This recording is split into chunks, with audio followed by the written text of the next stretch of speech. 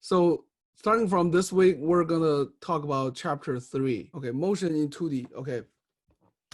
So in this chapter, remember our subject here is mechanics. And we study motion in mechanics. And we start from describing motion, which is called kinematics.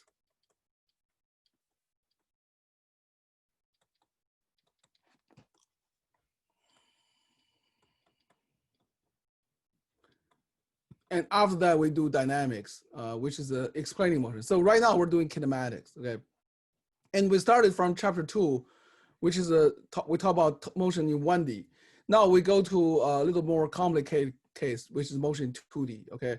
So we try to study this case, and then after that, we'll move on to chapter 4, which is Newton's law, okay? Which is basically gonna explain the dynamics, okay? So what is a motion in 2D? Okay, it's a, I mean, as you understand from name, right? For example, this is the whiteboard here is a 2-dimensional plane. Now imagine there's some object moving on the whiteboard, right? On this whiteboard right now, okay? So imagine you can trace this object, right? So basically by moving in 2D, right? The object can move anywhere, any way on this plane, right? So this is basically a 2-dimensional motion we can have, you know? This is a trajectory of the motion, okay? So as you can tell, motion in 2D is seems like this, like a way more complicated than motion in 1D, right? When you do motion in 1D, you just move on a straight line, right? Either forward or backward. While in motion 2D, well, you can do like things like crazy, right? This is what happens if you add one more dimension to the system. Well, you may feel like, wow, this sounds too complicated. Seems like I mean, how could we understand anything about that, right?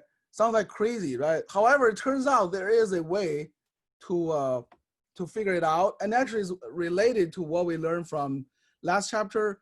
It's gonna be a little more complicated, but it's not infinitely complicated, okay? Now, for this purpose, we need to talk about a subject called vector, okay? Now, this subject was in the book, it was introduced in chapter 1, okay? They talk about vector in the end of chapter 1. But I feel like it's better to talk about in this chapter because we're gonna use it immediately after this. So we'd rather introduce it here. So that's why we're doing it here, okay? So as we know, a lot of quantities we learn, I mean, we need to do kinematics are vectors, like displacement, velocity, and acceleration, okay? Well, when they're one-dimensional, they're not that hard to handle because basically it just means that, for example, in 1D, right, it can be either going forward or backward. Remember, the definition of vector is it has a magnitude and a direction. So it means that they could go forward, backward, but that's it. So you use a plus and minus, you know, positive, negative to represent that. That's no problem. But in 2D, it's getting more complicated, okay? So let me give you the simple example so that you understand why we need to talk about vectors more in depth, okay? So let's consider 1D motion first, okay? Again, whenever you guys have questions, let me know, okay? Because this chapter, we're actually talking about something new, like especially it's math, you know, something new math, okay? So consider this, okay? So consider okay, one-dimensional motion, 2 displacement, okay? Let's say the first displacement you have, del x1 equal to 5 meter. Well, the second displacement is del x2 equals to, let's say 3 meter, okay? So you can draw them like this, like let's say you start from here, the first displacement going to positive direction 5, and then the second displacement 3, okay? Now, how do we add them together, okay? What is the total displacement given by these 2 displacements? Well, that seems pretty simple, right? It's just, given these 2 numbers, you just add them together, right? 5 meter plus 3 meter, that gives you 8 meters, okay? It makes sense, right? For example, if you start from the origin The first displacement, you got 5 here. The second one, you can say it continues to walk another 3 meters. So certainly this is gonna be at 8 meter, right? So this is 3 meter, this is 5 meter, okay? No problem, okay? What about if you're going opposite? Let's say you have delta x equal to 5 meter, delta x2 equal to negative 3 meter.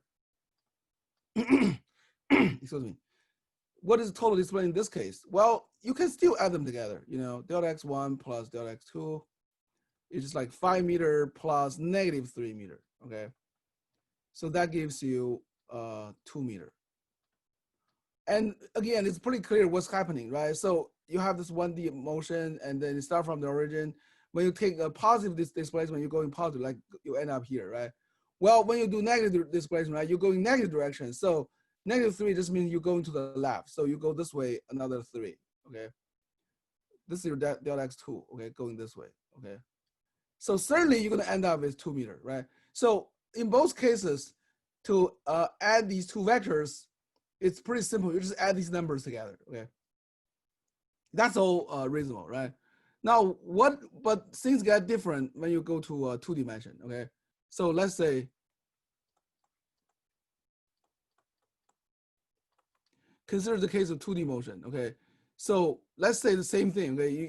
You have one delta x1, I'll call it delta r, okay? Delta r1 equal to 5 meter, and delta r2 equal to 3 meter, okay? But because they're 2D, they can be in different directions. So let's say I'm just pick up some arbitrary direction here. So this is your delta R1, okay? 5 meter, okay? Well, let's say delta R2 3 meter, I'm gonna put some other direction like this. This is delta R2, okay? Now, in general, they're in different directions, okay? The question is, what is the total displacement, okay? How do we add delta R1 and delta R2? Well, that seems pretty challenging, right? First of all, do you guys think it makes sense to add these two numbers together to get 8 meters? Send me a message, okay? Yes or no? Did that make sense to add 5 to 3 in this case? Okay. No.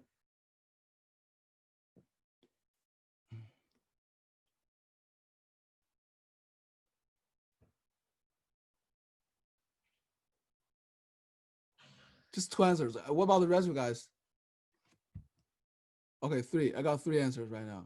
3 no's. Okay. Well, again, this is intuitive, right? You don't have to know a lot of physics or math to. You feel like it's not good because they're not in the same direction, right? What do we mean by adding them together, right? It doesn't. It seems like does not make sense to add them directly, like 5 by 3. And indeed, it's not correct to. So 5 meter plus 3 meter doesn't make sense at all. So we don't do that. Okay, it's not correct. Okay.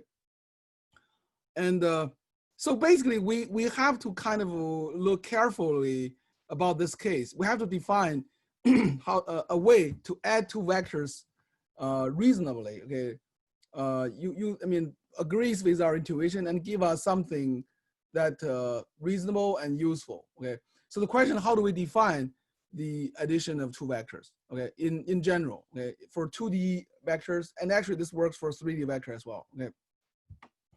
So what do you guys think? Well, it's kind of hard for you guys, right? Because you're not in this room. So anybody want to try to answer this question? How do we add these two vectors when they're not in the same direction? Okay, so for that purpose, well, square them and then take the square root of them. Oh, square take square root. Okay, that'd be one idea, like this, right? That'll be one idea. However, it does not work in general because again, well, if these two vectors are perpendicular to each other, this may give you something reasonable, but in general, it's not good. Okay, but good try. Okay, so strictly speaking, this is some like a mathematics, right? So when you're doing mathematics, you in some sense you can define whatever way you want it. But for it to be useful in physics in the real world, it has to be like reasonable and meaningful. Okay. So what is the meaningful way to add two vectors? Okay. Now again, remember that. Okay. Let's go back to the first 1D case. Okay.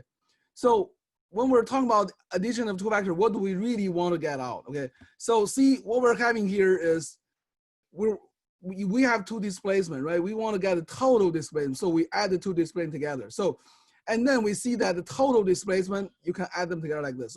So essentially, so what is the total displacement? It's nothing but a single vector, right? Well, this single vector gives us a result that's equivalent to have the first vector and the second vector combined, right? See, in this case, you have first vector 5 meter and then the second vector 3 meter together, combine them, it's equivalent to a single vector going from here to here, right?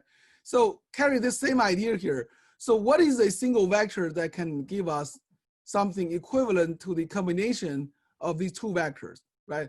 So if you, again, the easiest way to imagine this is to think about this as a displacement, although the idea is more general than that. So if you have a single displacement here, right, and then you have a second displacement here, what is the total displacement that can carry you from the same, give you the same effect, right? Well, the simple idea would be, let's draw the first vector here, okay? This is our first displacement, okay? It's like you start from here and you move to here, okay? Now, we draw the second vector starting from the endpoint of the first vector, like this, okay? So this is delta R1, this is delta R2, and then this is gonna be, you're gonna finish here. So first displacement, second displacement. Now we wanna find out a single displacement, okay? Single vector that can give us exactly the same thing, that can bring you from here to here. What would be that vector? Okay, it will be just this one, right? Connecting the starting point and the end point. I draw it from using the dash line here, okay? So this is gonna be our delta R1 plus delta R2, okay? Does this make sense to you guys? Yeah. Okay, good. Yeah, give me some thumbs up, okay, if you feel like it's good. This way I'm gonna, because this is a very, very important concept for this chapter. If you don't understand this, you won't be able to understand a lot of stuff after that, okay? Okay, I see some thumbs up, okay? Okay, so again, if you have questions, send me a message, okay? So basically, so this is gonna be our definition, okay? So the definition of addition. Of vector addition, okay? Again, as I said, it kind of makes sense, okay? So anyway, so I let me go from very beginning. So I'm using this example to kind of explain to you how do we add vectors like this, but there's a bunch of stuff we can talk about. So let's go do them step by step, okay? After we kind of understand the need of doing this, okay? So let's say we'll do vector operations, okay? Vector operations, okay? So we'll start from very beginning, okay? Let's say representation of a vector.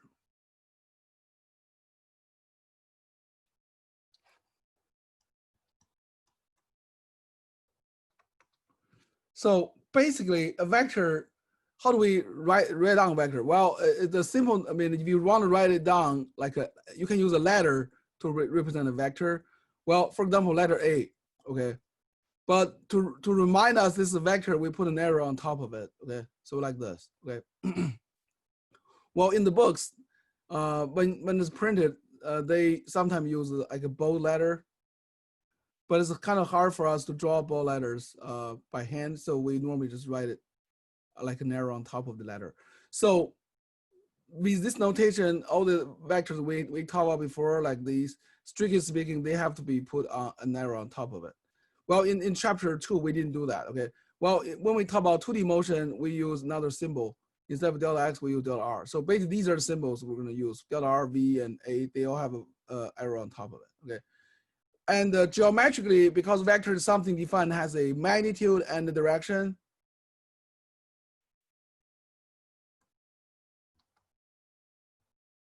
you could actually represent a vector like an arrow, okay?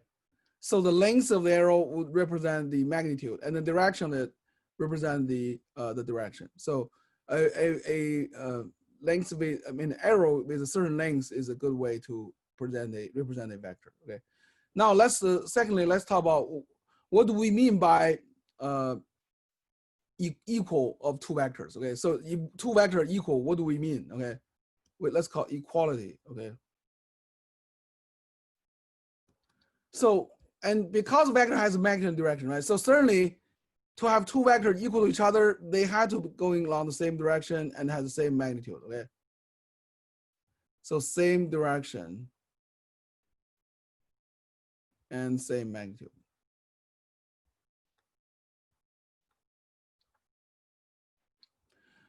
Well, this is pretty obvious, right? Because if the two vectors are in different directions, even though they have the same magnitude, they're not the same vector, right?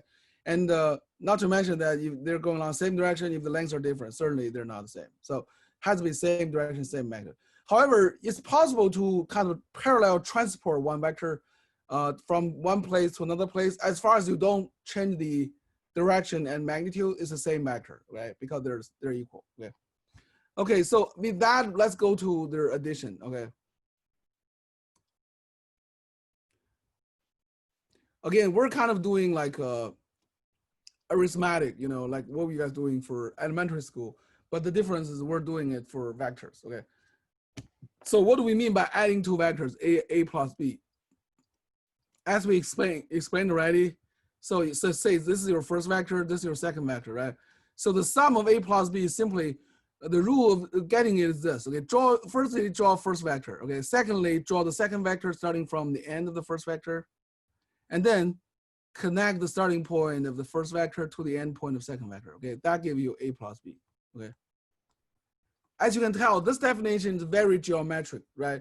Later on, we'll develop a formula to calculate them in numbers, but essentially this addition is a geometrical operation because I mean, it requires you to draw figures and then connect them, you know, to get it, whatever you need, okay?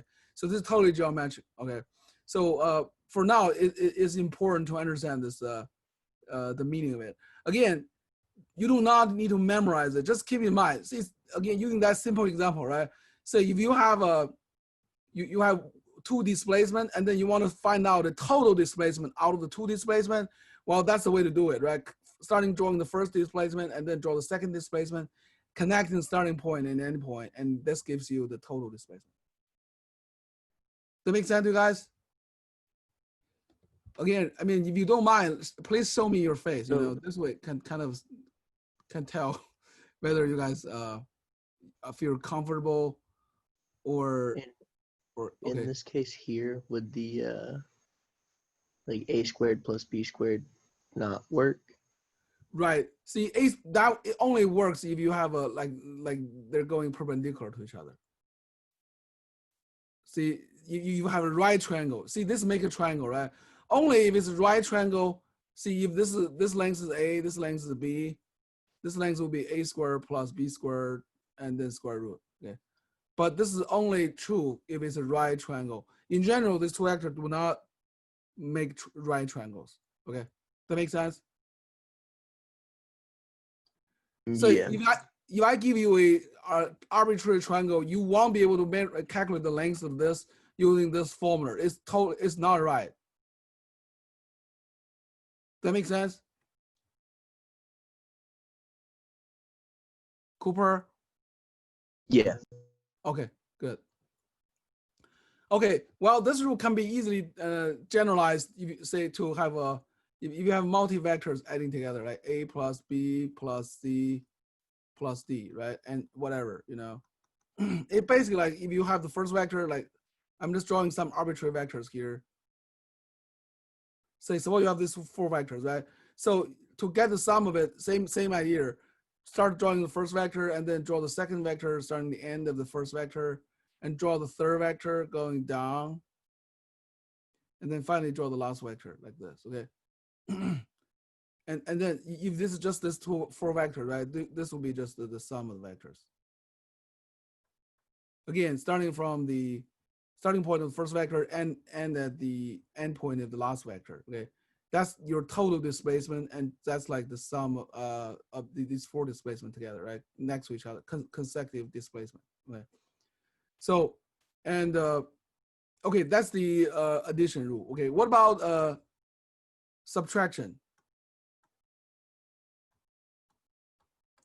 Well, certainly subtraction is related to addition because it's the inverse operation of addition, right? So basically, they're I mean they're related. They're not totally independent, but uh, there's a easier way to understand the rule of subtraction. So for that purpose, let's first talk about what is a negative vector. Okay.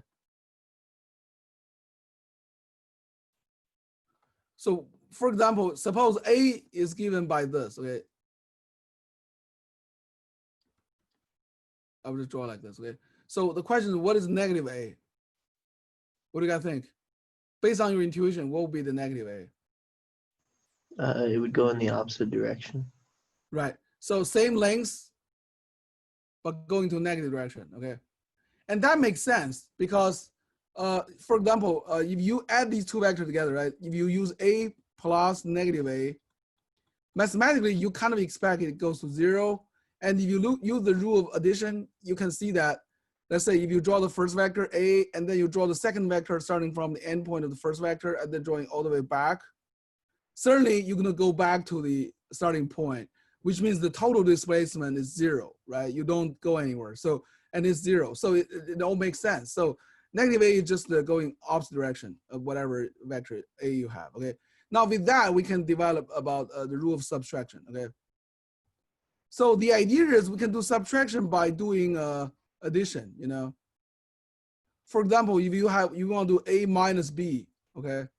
Suppose A is going this direction and B is going this direction, okay? So what is A minus B, okay? We can write A minus B in terms of A plus negative B, okay? And so basically A is still this vector and negative B is just drawing the same vector but going opposite direction like this, okay? So A plus negative B would be, so you draw, so A minus B will be, you draw vector A first, and then you draw, at the end, you draw not B, but negative B. So B go this direction, so negative B go in the opposite direction like this, okay? So this will be your A, this will be your negative B. Okay, well, as a result, this vector here is gonna be A plus minus B or A minus B, you know, same thing. So, I mean, by doing this, you don't need to memorize a separate rule of doing a subtraction. You can just use this addition rule, but just use add a negative vector for second one. They give you the same result. Okay. Again, if you have any questions, let me know. Okay. So let's do next. Let's do what do you guys learn after subtraction? Do you guys remember? What is the next operation you learn in multiplication? Multiplication, right? Yes, good.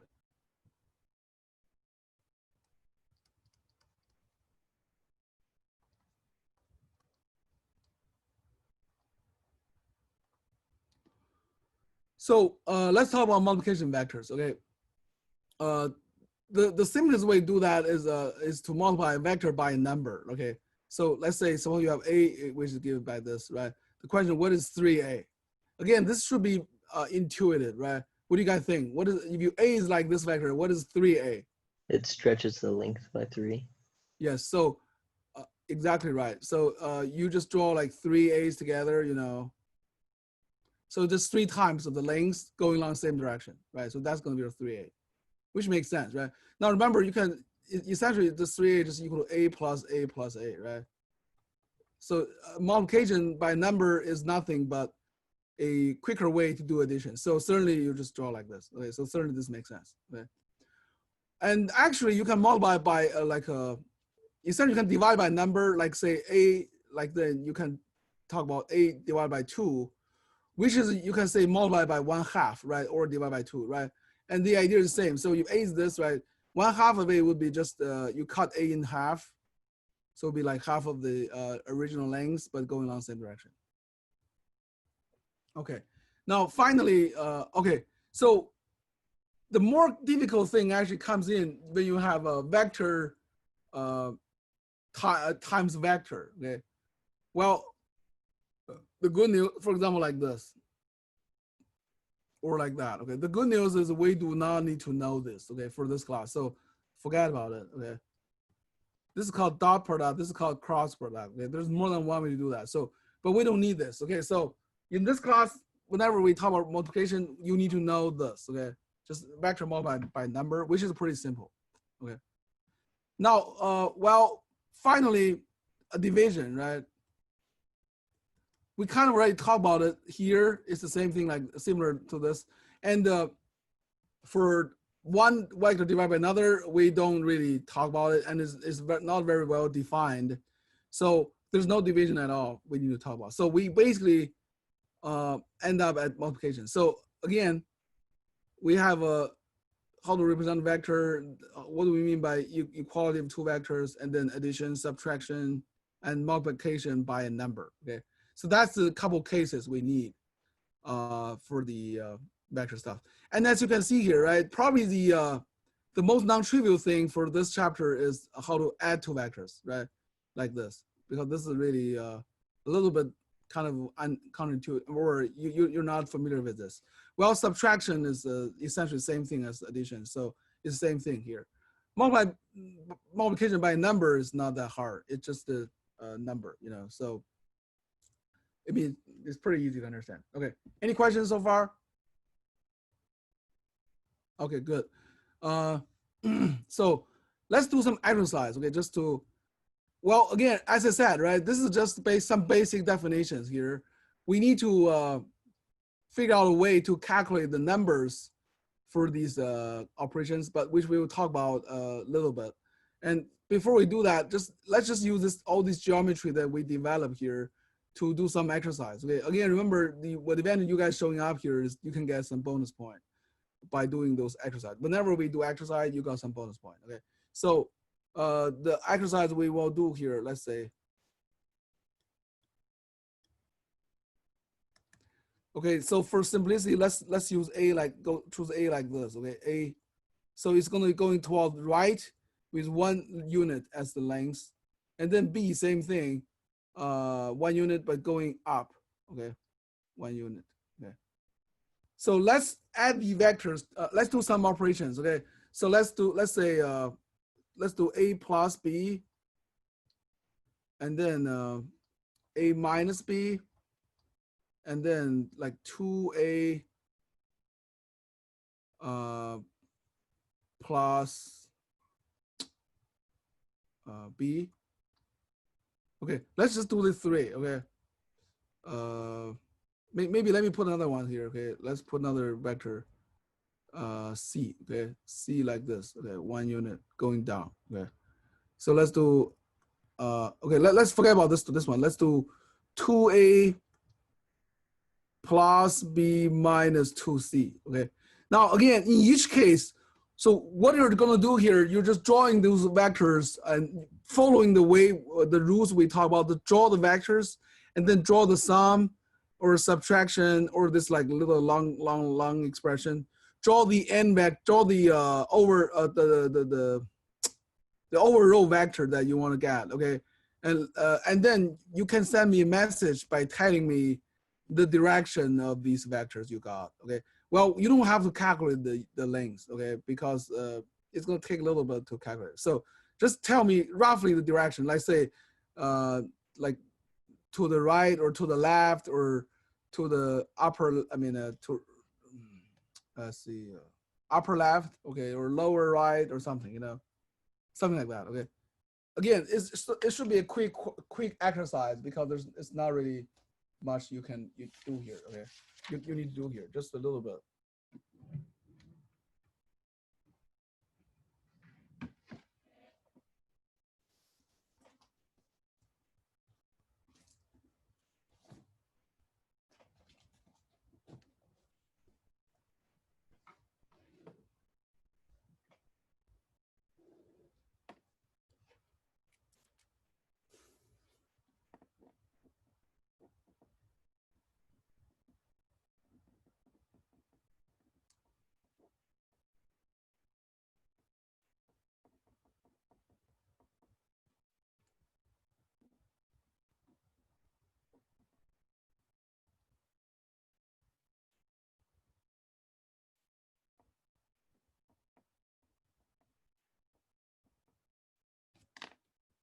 Let me see.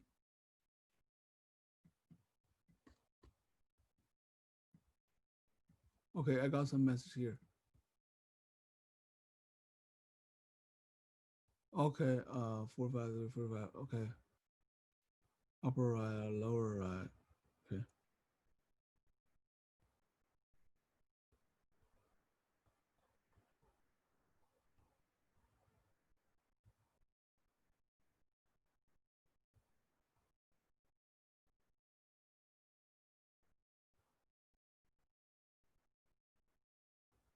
Oh yeah. Okay, I think you guys all got it right. I'm not gonna reply for individual one, like individual message, but I think you guys all got it right. Okay. Okay, let's talk about this together. Okay, let's start from A plus B, right? So A going to the right.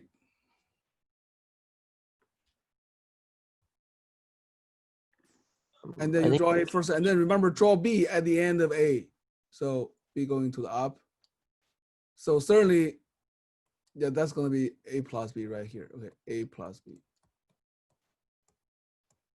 Okay, got another message here. Let me take a look. Okay, so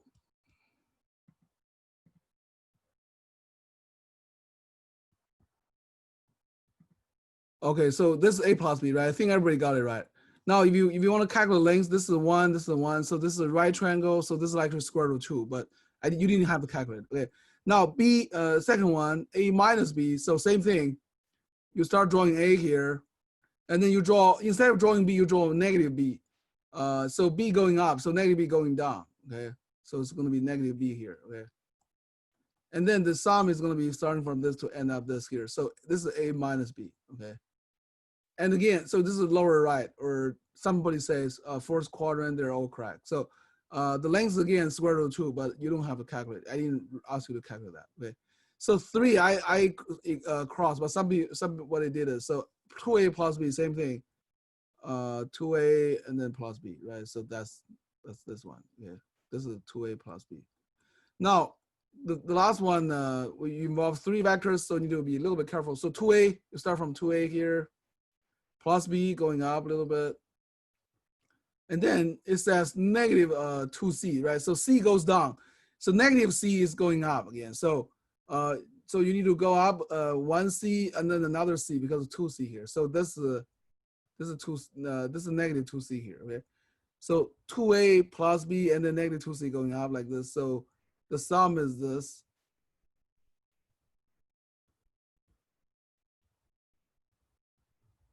That's your sum, okay? 2A plus B minus 2C. Okay. I think pretty much everybody got it right. So any questions? Okay. For some reason, I feel like I'm doing, I don't know, maybe is that too fast for guys or is it okay? Good. Okay. Oh, okay. Let's go to the next one. Okay. So the next thing, as I said, is we want to try to figure out how to calculate number. Okay. So that's going to be, let's call it, this is actually something called component method. Okay.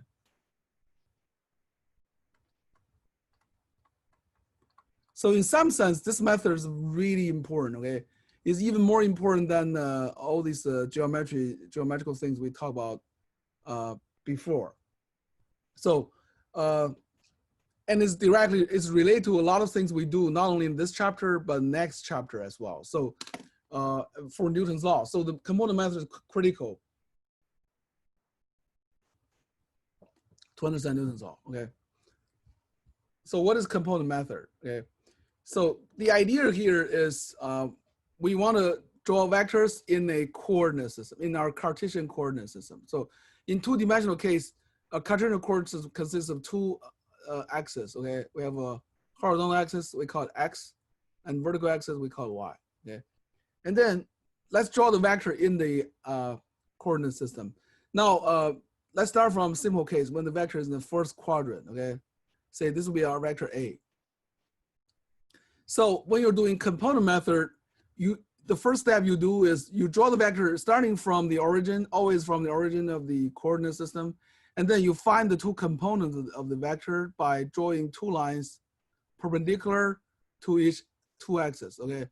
And this when it crosses across this line here, this is called the x component of the vector, and this is called the y component, okay? As you can tell, each one of them is a vector as well because it has a length and it has a direction. So you could always write a equals to ax plus ay. Now, why is that? You can easily check. Okay? See, if you use our rule of addition, you draw the first vector ax here, and then you draw ay from here, you get nothing but a. Okay. So same thing if you draw ay first, and then you draw this 0 ax, you got a. So that's why a equal to ax plus ay. Okay. Now let's say if you have another vector b. I mean, let me draw them just for the definiteness. I will draw b in a different quadrant. Let's say this is your b. Okay. Same thing. Draw two lines perpendicular to the two axes. So this is going to be your bx. This is going to be your by. So these are called components, okay, of each vector. So b equals to bx plus by. Okay. Again, bx and by give you b, right? By, bx give you b. So this is how we find the components of each vector. Now, the sum of the two vectors now can be calculated like this, okay? ax plus ay plus bx plus by. Well, you may say, that's crazy, right? I'm trying to add two vectors. Now you're telling me, instead of considering addition of two vectors, I need to consider addition of four vectors. It seems like more complicated than the previous case. Well, actually it's not. The reason for that is, see, notice that the two vectors we have here and here, they become, after you find the components, these components, excuse me, are now one-dimensional vectors, okay? They're either along the x direction or the y direction, okay? They're one-dimensional vectors. So for one-dimensional vectors, we know how to do them. We just add them like numbers, right? So in this case, you can break it down to like this, ax plus bx, and this is ay plus by, okay? So this part here, let's say if I define this as c, okay? This would give us something we call cx. This would give us something we call cy, okay? So this is the x component of c, and this is the y component of c, okay? So the good thing about this is you can add these vectors as numbers because they're along the same direction. See, ax and bx along the same direction. Y, same thing for y, ay, by along the same direction, like the vertical direction, right? So you can add those as numbers.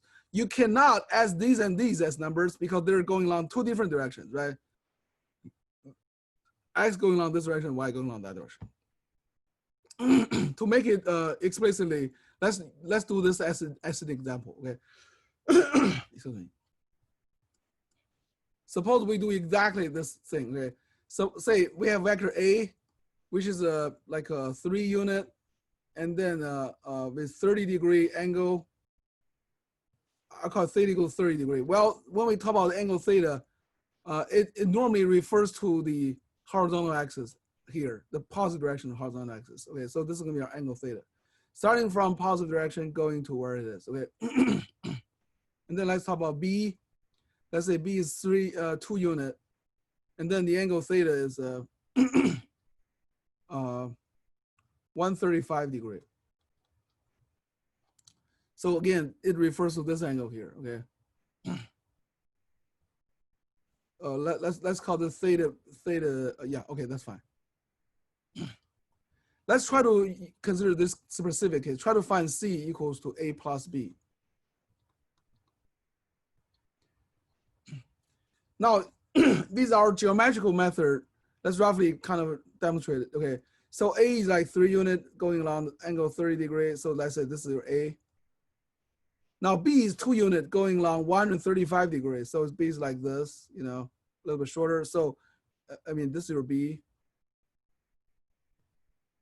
Well, you can parallel transport B to here. This is B.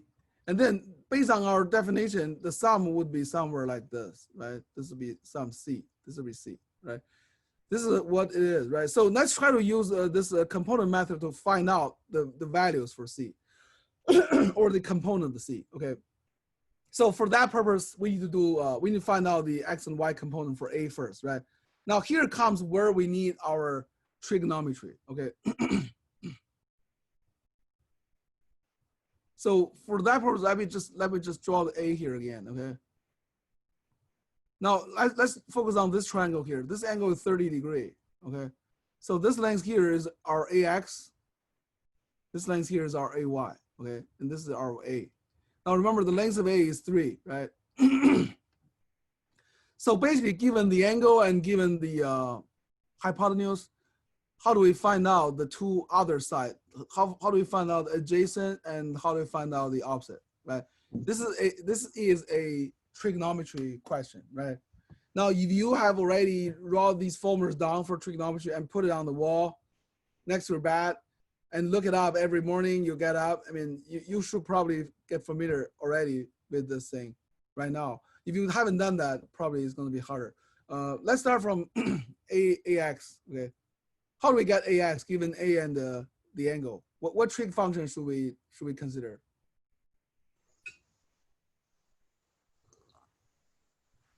Sine. Sine, no. Oh, remember SOHCAHTOA, right? SOHCAHTOA. Yeah, I said cosine Cosine, yes. to get the X, sine to get the Y. Exactly. Let's see. Okay, wait, no questions. Okay, so yeah, remember SOHCAHTOA.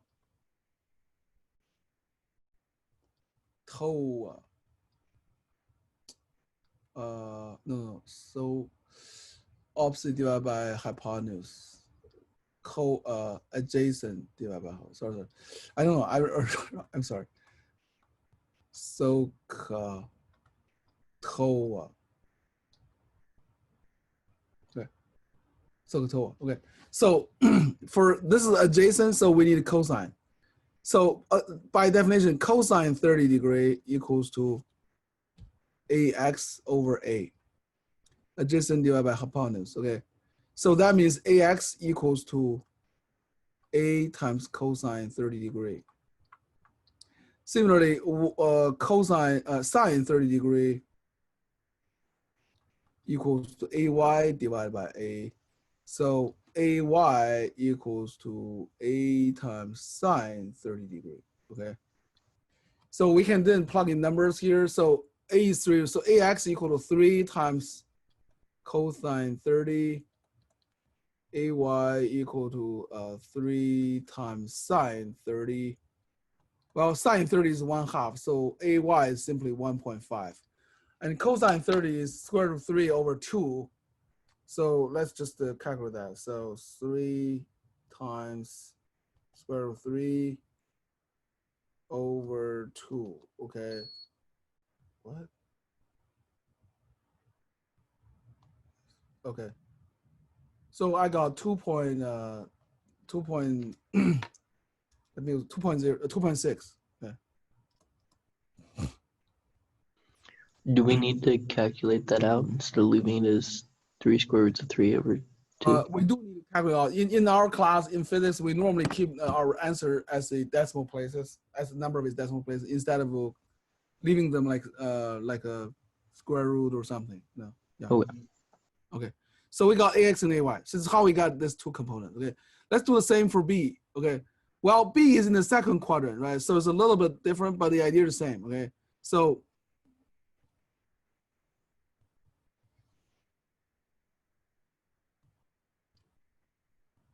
this angle here is 135 degree. Okay. And this is your BX. This is your BY. Okay. Now, one thing you notice here, the angle, the theta given is not in this triangle, but it's corresponding to this angle here. Okay. Well, the actual geometrical angle here is like 45 degree. Okay. So there's two options here. One is that you focus on this triangle here.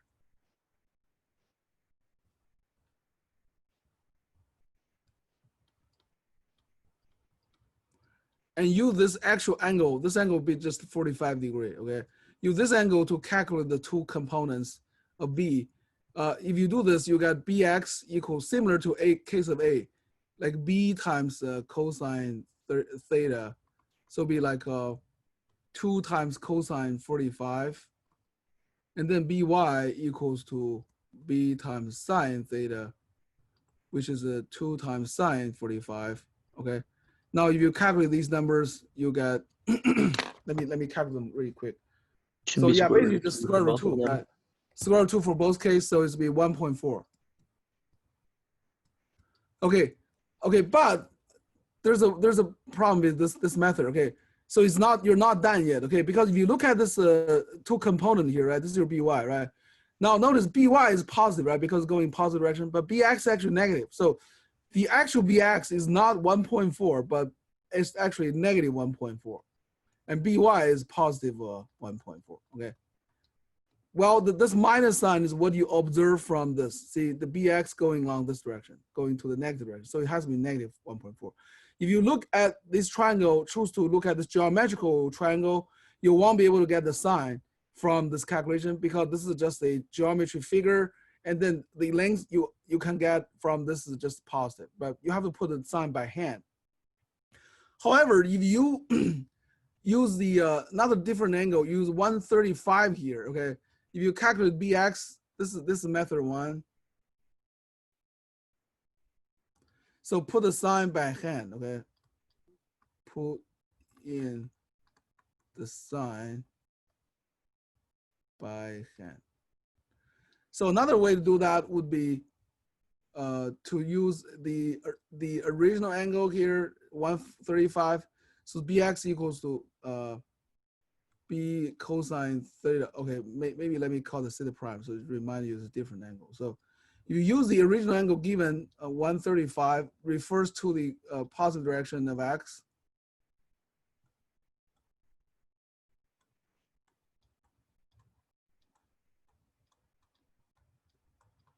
Use these angles, you get actually negative 1.4, and this will be still 1.4. Okay, so you don't need to do anything further because the angle you use is the angle refers to the positive direction of x. And if you use that angle, okay, you do this cosine and sine, you get corresponding component with the signs correct as well. So it's your choice. If you kind of like more like this geometrical way, you always consider this triangle here and then just calculate everything.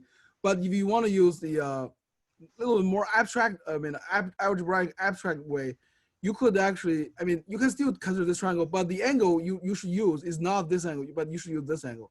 If you do this angle here, the angle of the vector with respect to the positive x direction. If you use that angle, you'll get the correct answers in the end. Okay, so with that, with those components, we can go back to this formula to get the Cx and Cy, okay?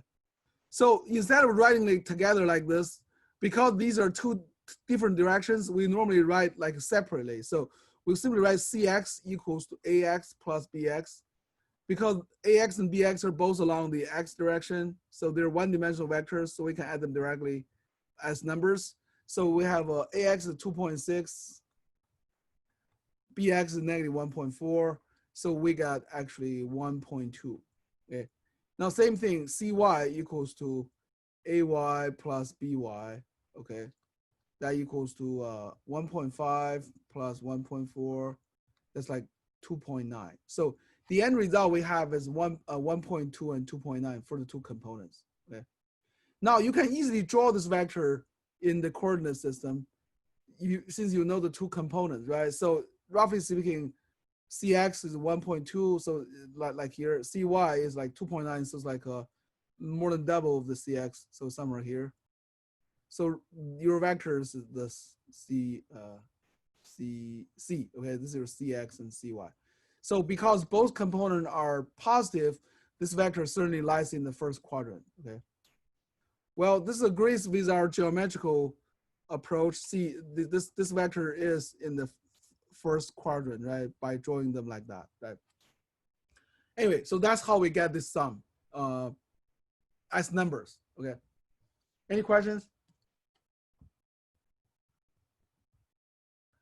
Well, you may say this is still So- pretty common. Go ahead.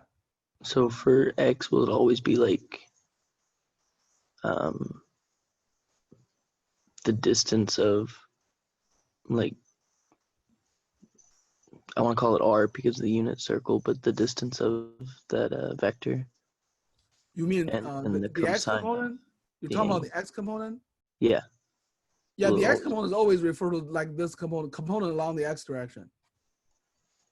Like see, bx is along the component along the x direction. Okay, but will its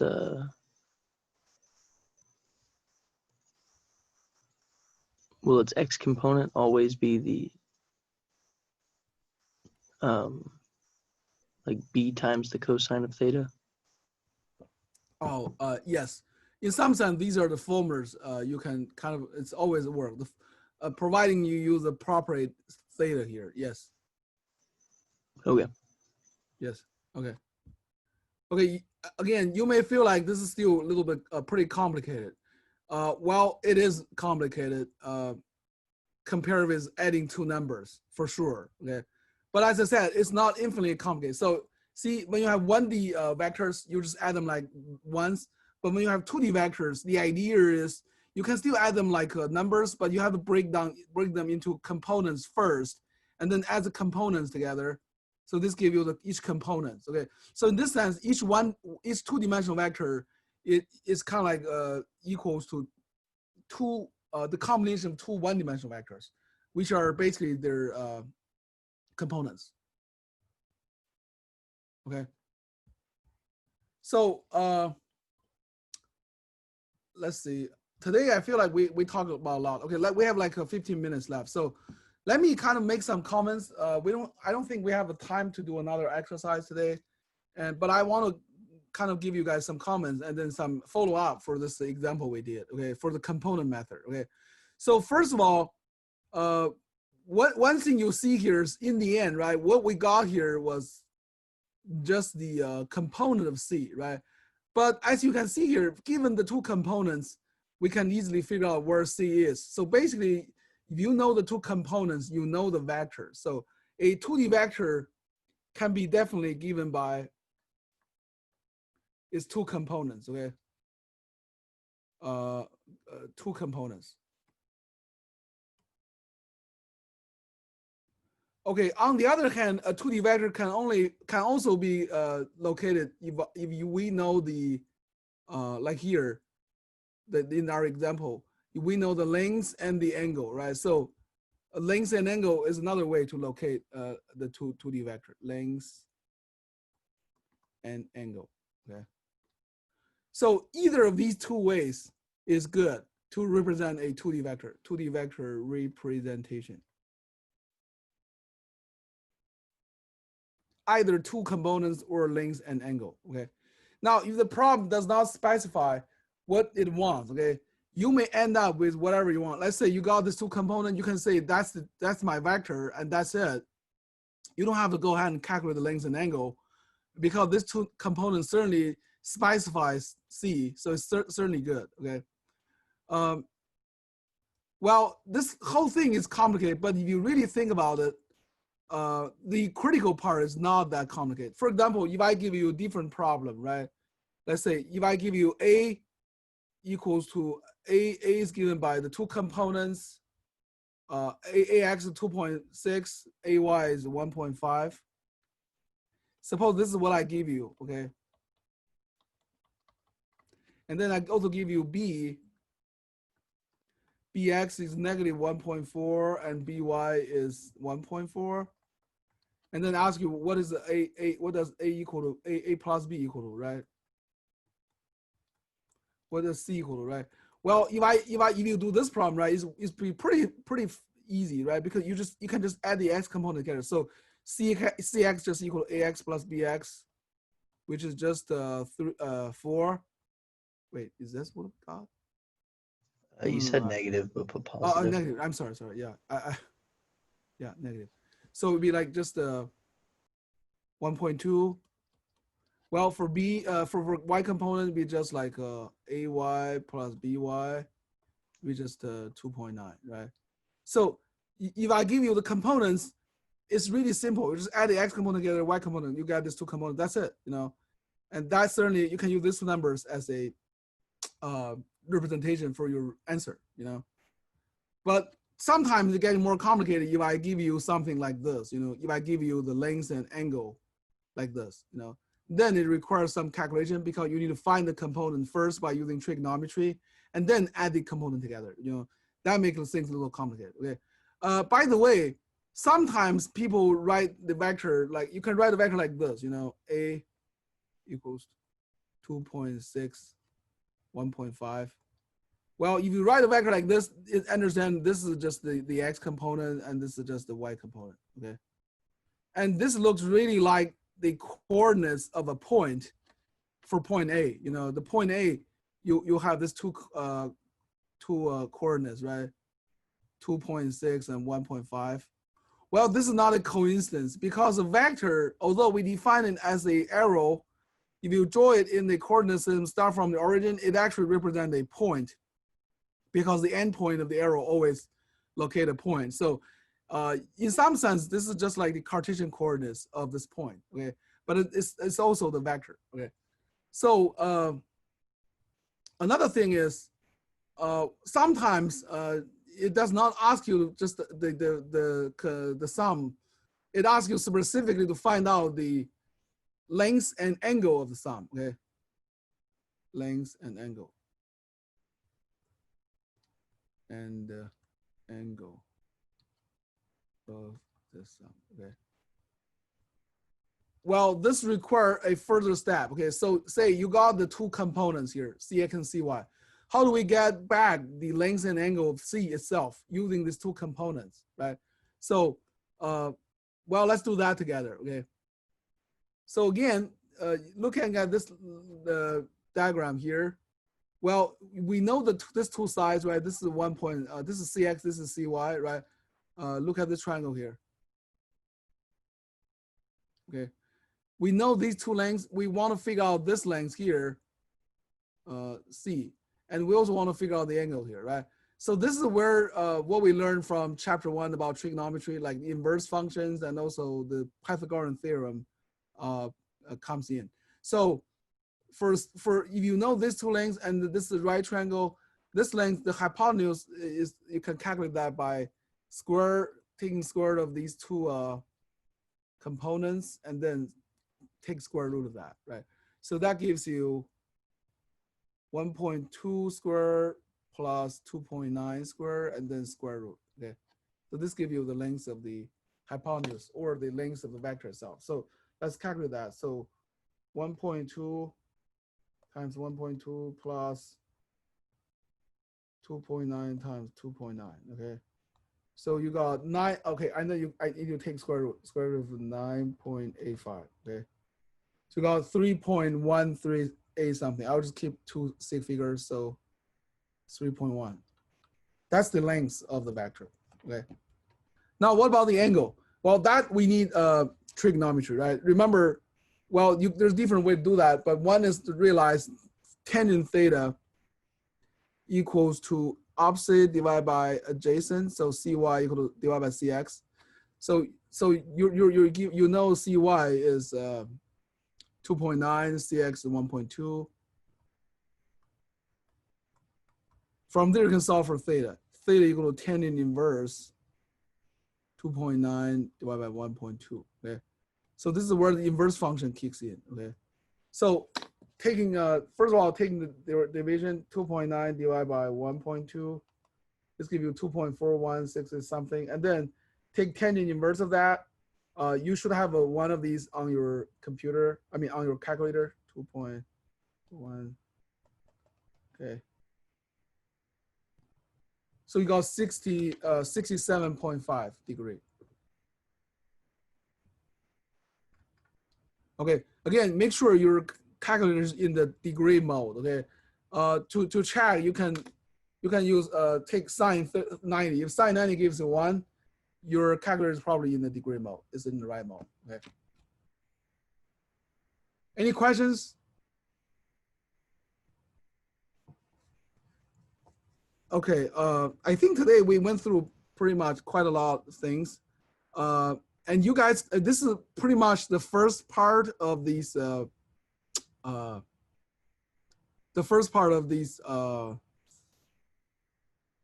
chapter 3 about vector stuff. And then tomorrow we'll do the second part. We'll apply what we learned from adding 2D vectors and finding components to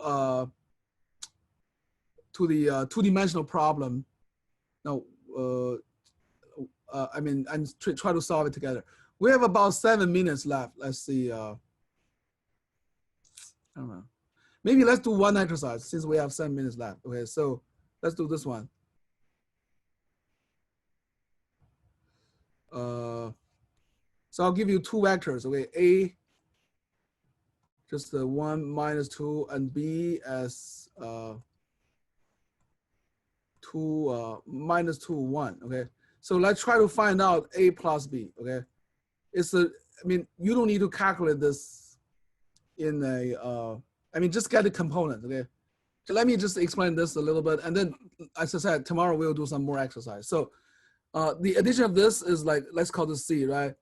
Again, we add the x component together for the x component, so it'd be ax plus bx. In this case, be just the 1 minus 2, you have -1. Same thing for y components. Ay plus by, we just -2 plus 1, so it's -1. Okay. So again, as you see from this exercise, right? If you're given the components and you find out the components, it's pretty straightforward. You just add the x component and y component together separately. So you got the two component vector. So you can say your C here is just a -1, -1. Okay. Okay. Let's stop right here. Tomorrow we'll do more exercise.